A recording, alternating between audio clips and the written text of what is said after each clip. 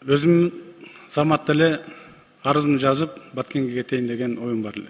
Бирок тилекке каршы бул жерде депутаттар чыгып, силердин суранышыңарды эске алып, албетте мен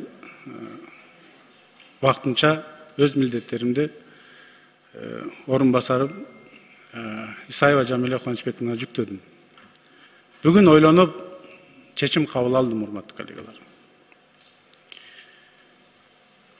Өз ыктыярым менен төрагалык кызматтан кетүү жөнүндө. Албетте бул менин өзүм жекече чечимим. Силер мени коллега катары туура түшүнөсүңөр деп чын дилиммен ишенем, ойлойм.